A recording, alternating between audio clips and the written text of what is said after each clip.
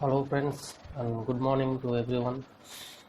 I am Dr. Abdullah Shah from Islamic College Body. Today I shall discuss the area called the Age of Chaucer, which is a very important field in the history of English literature. And from this area many questions will be asked in the NET and the SET competitive examination.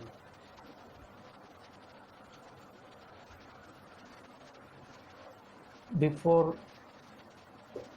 gaining the knowledge of any age or any author, we have to understand the historical background of the particular age or the particular lifetime of the author.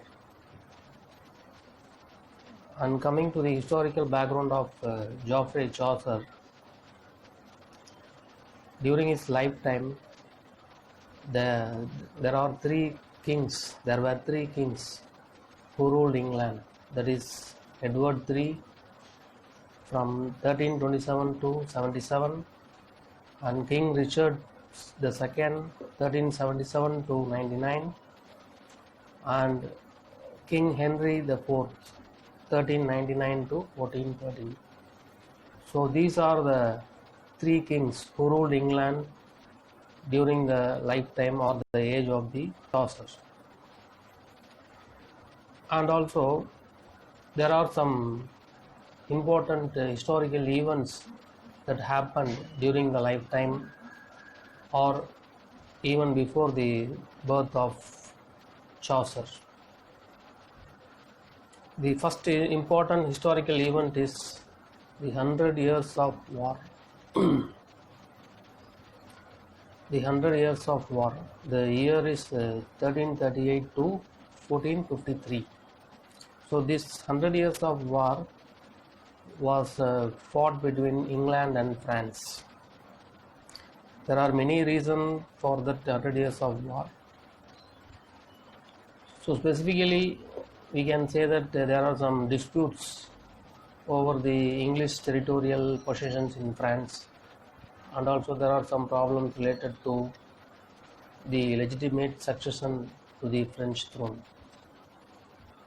So this is one important historical event, 100 Years of War, that you have to remember during the lifetime of Chaucer. And the second important historical event is Black Death. The year is 1348 to 49. So the Black Death, it is a very dangerous, devastating epidemic that happened during the mid 1300s, and it almost killed 1/3 of the Europe's population. So this is the second important event that happened during the lifetime of Chaucer. And the third one, the third event is that the Peasants' Revolt, 1381. Because of the Black Death, there are many burdens in the society. People suffered emotionally and economically. And there were a shortage of laborers, and the landlords, they want to keep their hold on the laborers. So for that reason, various laws were imposed on the laborers. And one important law was the Statute of Laborers of 1351, which exploited the laborers, and it limited the wages of the laborers to 2 pences a day. And the church played its own role by gaining its control over the land, much of the land in England.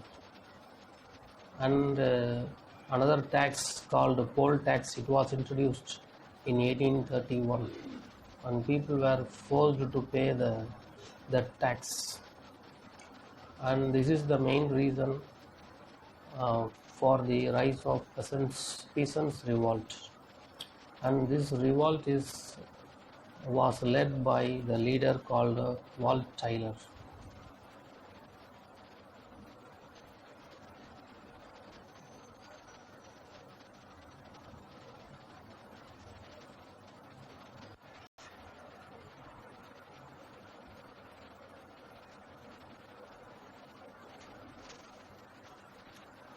And there are some other events which should be mentioned, and the Battle of Crecy, which was fought during the year 1346, and we remember the birth of William Langland, who is the contemporary of Joffrey Chaucer, and his year of birth is 1322, and Wycliffe's Bible was published in the year 1380, and we also should remember the year of death of Langland and Chaucer, that is 1400.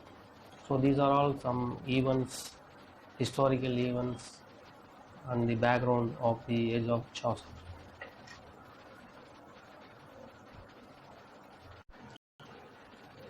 Okay, now let us see some important details about Joffrey Chaucer. Joffrey Chaucer, he belonged to a period called Middle English period. He is an English poet and an author, and he is very famous for his work called the Canterbury Tales, and he is also called as the father of English literature and also the father of English poetry.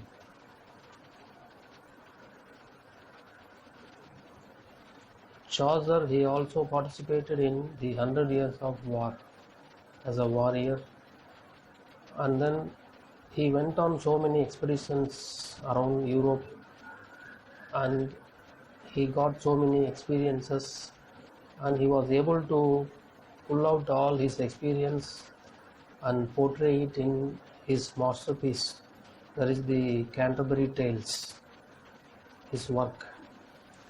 So Canterbury Tales is not a prose, but it is presented in the form of poetry, and his original plan in writing Contemporary Tales is that he decided to keep 30 pilgrims or characters in that work, and each and every pilgrim are going on their journey towards the Cathedral of Thomas Becket.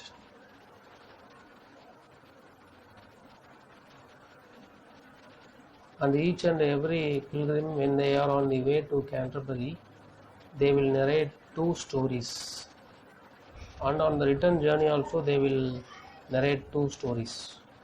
So totally he planned to write 120 stories narrated by 30 pilgrims, but his plan could not be completed, and he wrote only 24 stories, and there is a mention of only 29 pilgrims in his work, and the tales were also fragmented and they were not in the proper order. In spite of all these things, the work is very famous. The Canterbury Tales is a famous work because of the language Chaucer used in that work, and also the use of wit and humor in the Canterbury Tales. And I would like to tell some glimpses or important points about the Canterbury Tales, based on which some questions are asked regularly in the NET and SET exams. And in that context, we will see one by one. That is the journey of the pilgrims. It started in the month of the April. So this thing we have to keep it in mind. And there is one tale which is not finished, which is an unfinished tale. So the title of the tale is The Cook's Tale. And we also have the longest tale, that is the Parson's Tale. And totally we have 858 lines in the Canterbury Tales. And 3 characters are from military profession, and 8 characters are from ecclesiastical characters, that is the characters related to church. And the first tale was told by the knight. So we have to remember this point. And there was also a reference about Plato at the end of the prologue to the Contemporary Tales. Chaucer has given a reference to Plato also. And there is a host called Harry Bailey, and he is the host in the Canterbury Tales. So his name we have to remember for exam point of view. And out of 24 tales, 22 tales are in verse, and Chaucer has used the heroic couplet for writing these tales. And we have another place called Tabard Inn. Tabard Inn is a place where the pilgrims assembled. And we also have 3 women characters among these 29 pilgrims. And we have one tale, the Parson's Tale, which is written in the prose form. So this the next thing is that there are 2 tales which are told by Chaucer himself. So Chaucer himself has narrated the 2 tales. The name of the tales are given here. The Tale of Sir Thomas and the Tale of Melibee. These are the 2 tales told by Chaucer. And Alison is the real name of the wife of Bath. So wife of Bath is a character in the Canterbury Tales, and the real name is Alison. So Bath is the name of a city or a place. And we have one quotation called, a phrase called, "Here is God's plenty." So this is a quotation taken by Dryden in order to refer the Canterbury Tales, not to praise the Canterbury Tales. But this phrase, it appears in the Canterbury Tales itself. So here is God's plenty.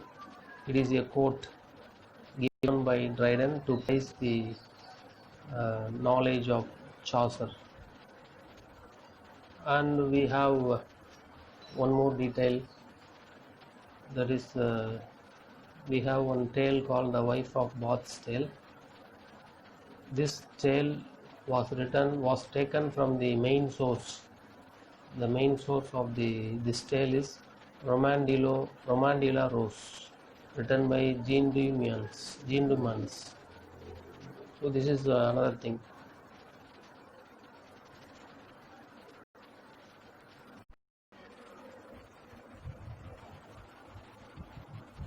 Okay, next we shall see the other works written by Joffrey Chaucer.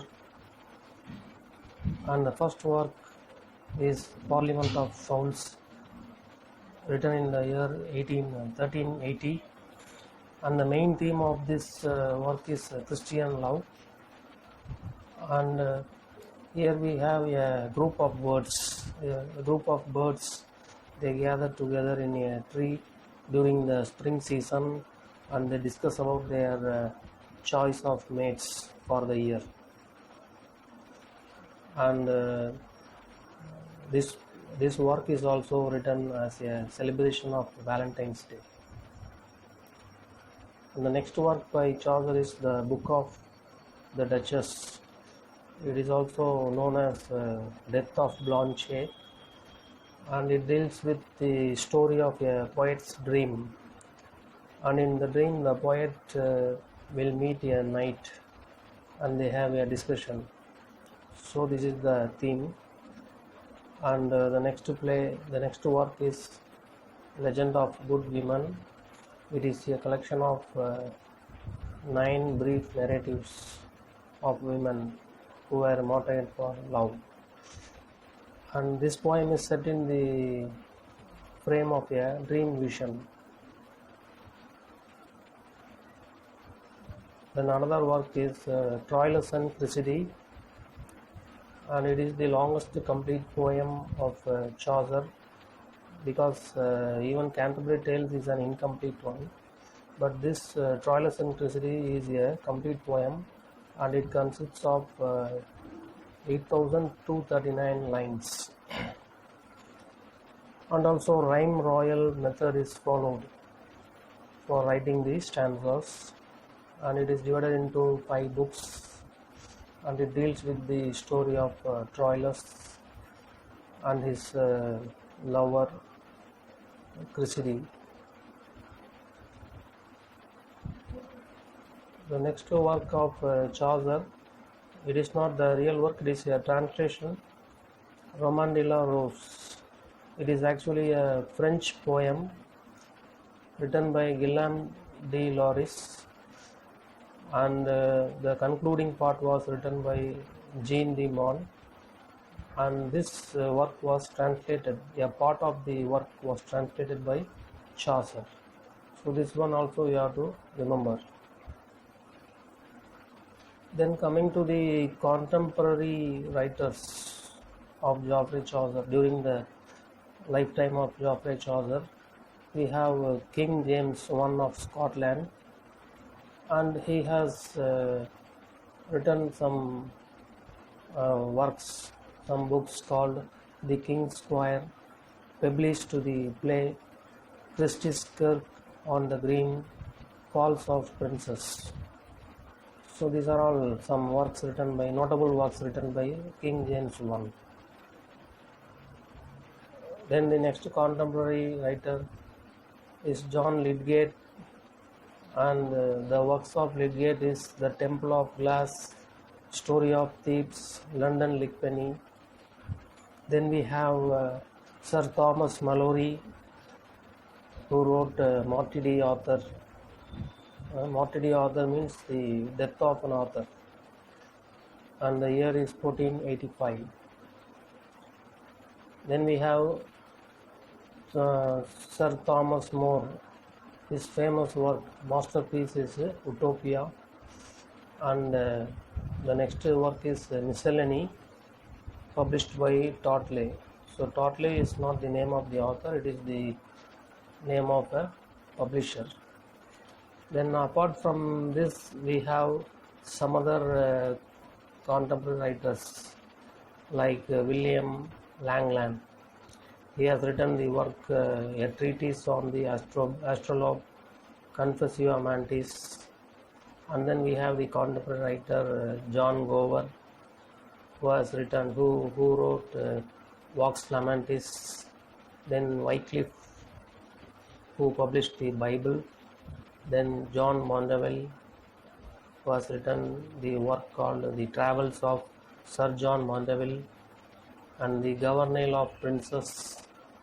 Then we have the contemporary writer Thomas Occleve, then William Dunbar, then Roger Ascham.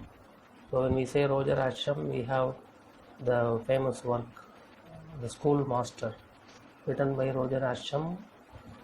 Then Nicholas Udall is a writer, and his famous work is Royster Doyster.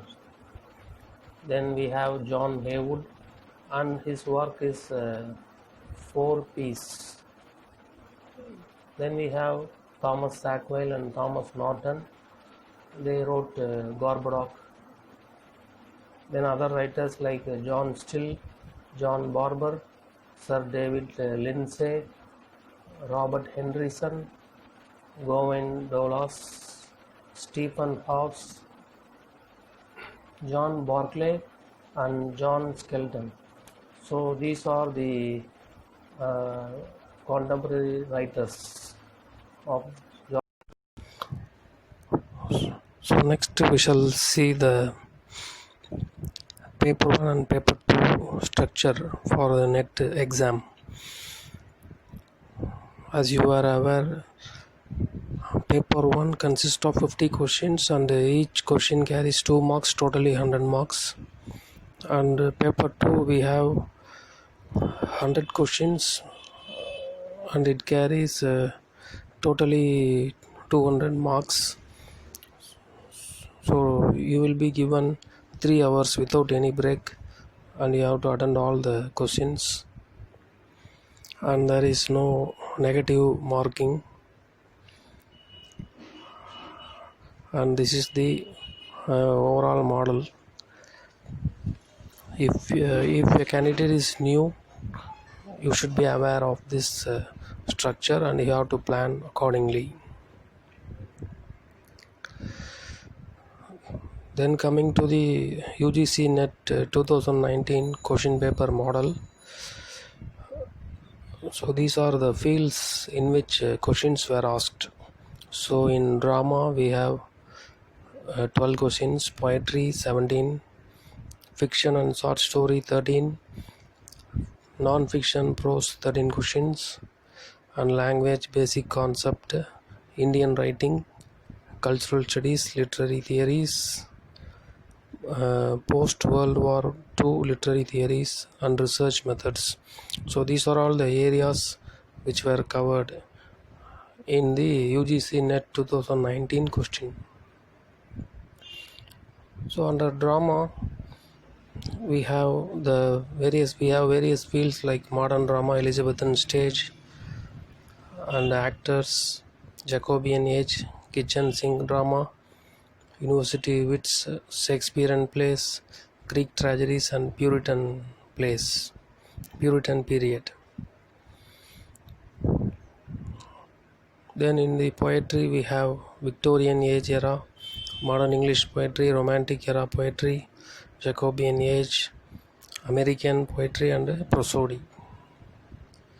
Then the next one, fiction and short stories, we have Victorian novels, 18th century novels and short stories, apartheid novels, the angry young man novels, modern novel and Picaro novels. Then under the non-fiction prose, you should be familiarized with the names of the books and periodicals, pamphlets, Elizabethan non-fiction and modern essays. Regarding language basic concept, we should be aware of Indian linguistics, phonetics, pedagogy of language and technology used in learning language. Then in Indian English in writing we have fiction, post-independence novels and evolution of English and modern poetry. Then in cultural studies we have the theory, cultural theory and politics, mass media culture, cultural studies terminology. Then literary criticism, we have the modern poetic criticism, literary criticism during Greek jazz culture movement and other concepts. In the post-World War II literary theory, we have feminist criticism, Marxist criticism, post-colonialism, post-structuralism and deconstruction theory. Regarding research methods, we should prepare on research norms and literary research methodology. So the nature of questions will be like this. Most of the questions will be like what, where, when, which, and some questions will be based on definition or interpretative way. And in each and every net question there will be minimum 10 questions on the finding the correct chronological order. So for that we have to prepare the model questions regularly. This is the best way to pass this exam, and we have to spot our weakness area and we have to concentrate. So memory plays an important role. It is not like science or mathematics. Sorry, in science and mathematics subject we may have some problems, and we should know the technique how to solve a problem by saving the time. But for English literature we need a good memory and historical background of each and every age and author. So now, based on the December 2018 net question, so this is a question which appeared on December 2018 net. So you can see the question and the answer is given in the red color font. So Canterbury Tales is that instead of revealing England's divisions, it reveled in its diversity. So I have already told Dryden's quotation Canterbury Tales about Canterbury Tales. Here is God's plenty. So the same idea is conveyed here. So diversity of England is portrayed in the Canterbury Tales. This is another question taken from the same year. So what kind of meter is followed by Chaucer? So it is pentameter.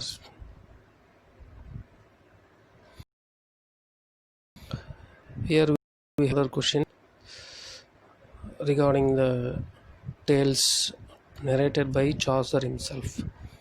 So in the third option we have the correct answer. Chaucer is also a pilgrim and he narrated two tales. The name of the tales are given Sir Thopas Tale and Tale of Melibee.